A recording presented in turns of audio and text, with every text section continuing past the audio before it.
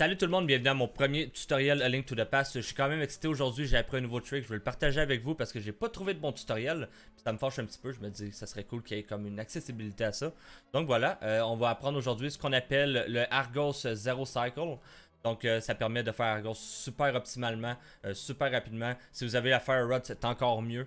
Donc voilà, tout ce que vous avez besoin c'est le hookshot que vous n'avez pas le choix d'avoir anyway pour vous rendre là.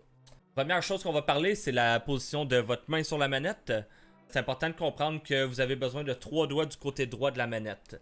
Donc 3 doigts, c'est un petit peu awkward, c'est un petit peu bizarre. Vous pouvez pas juste le tenir dans les airs comme ça, puis peser sur 3 boutons en même temps, c'est impossible.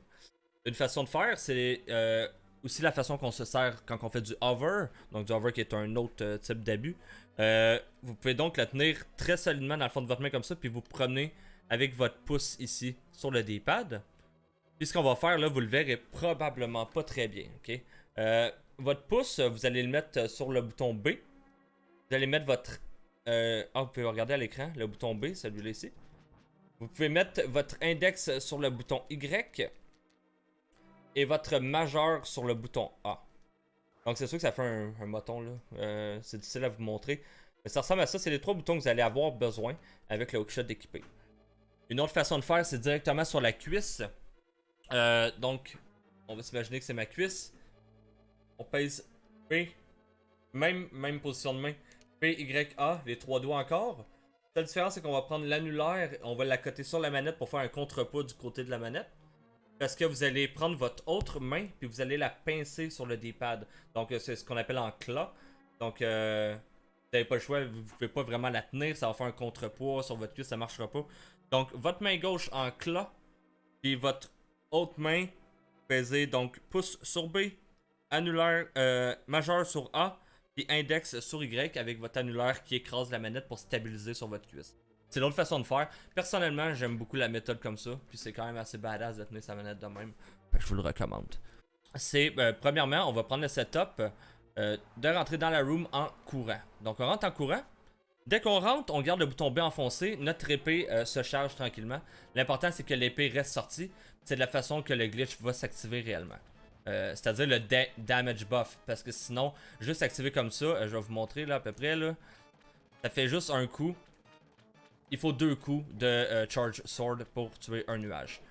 Donc, c'est pas ça qu'on veut. On veut que ce soit plus optimal. On veut que l'épée soit toujours sortie puis qu'au frame près de la capture du nuage, il meurt.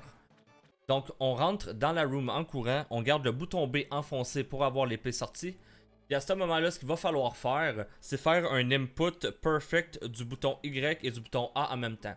Ce que ça fait, c'est le dash et l'item en même temps. Si tu input les deux en même temps, il pense que tu spins. En spinnant, ça fait double dommage. Donc, ton épée qui est ressortie va faire le double de dommage. Petit disclaimer, j'ai appris ce trick-là il y a 1 heure. Je sais comment ça marche à perfection, mais je suis pas capable de le pull-off à 100%. Par exemple, je suis capable d'accélérer mon fight assez drastiquement. Vous allez voir, je vais juste vous montrer rapidement de quoi c'est censé avoir l'air.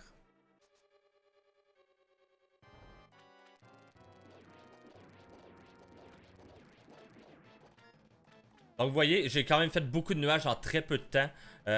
Comme je vous disais, j'allais peut-être pas le réussir. Il y a aussi un élément de chance où est-ce que Argus peut s'emmener directement sur toi comme il peut passer 3 étapes avant d'arriver à toi, ce qui rend vraiment ça plus facile en un cycle. Le cycle, on parle, c'est le fait que justement les nuages tournent autour.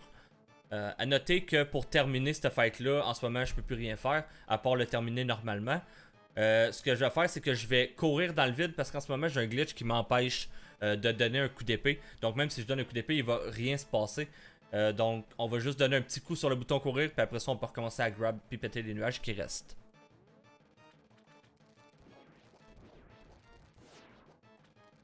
Là comme je vous disais, ça c'est le cycle qu'on essayait d'éviter. Je l'ai pas fait assez bien pour le réussir là. Je sais comment, je suis pas assez bon pour le faire encore.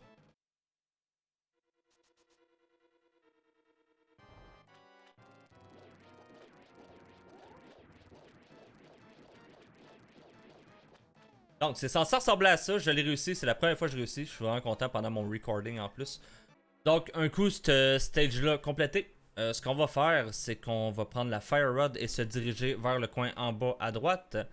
On va craquer la Fire Rod. Attendre qu'il parte dans les airs. Le baiter dans le coin. Puis, le terminer comme ça. C'est-à-dire 3 fire, 1 spin, et voilà. Argus est mort, ça a pris... Si jamais c'est optimal, d'après moi, ça prend... à peu près 20 secondes. À peu près. C'est vraiment plus rapide. C'est un boss fight qui prend habituellement plus qu'une minute. À peu près une minute. Donc, l'apprendre, c'est prendre avantage dans n'importe quelle course de randomizer. Donc, je vais juste répéter rapidement les étapes. On tient la manette comme ça. Pouce sur B, majeur sur A, index sur Y. Et on contrôle le pad avec notre pouce. Aussi simple que ça. On rentre dans la room en dashant, donc en gardant A. Pendant la transition vers la room, on garde B pour avoir l'épée sortie. Et là, il faut input sur le même frame le bouton Y et le bouton A pour lancer notre hookshot. Ça va ramasser un ennemi, le tuer automatiquement dès qu'il meurt. On relance notre hookshot avec Y. Again and again and again and again. Plus besoin de peser sur A. Une fois que c'est fait, une fois qu'il n'y a plus d'ennemis, ce que vous pouvez faire, c'est aller dans le coin en bas à droite, équiper la Fire Rod. On craint l'épée vers le bas. Argus va tomber du ciel, il va aller vers le mur. À ce moment-là, fire, fire, fire, spin attack. Et voilà, Argus est mort, ça a pris 20 secondes. Donc voilà, n'oubliez pas de liker, commenter si vous avez des questions, subscriber, partager. Surtout subscribe. J'ai pas beaucoup de subs, j'aimerais ça en avoir plus, fait que ça me ferait plaisir. Merci d'avoir été là, salut là, à la prochaine.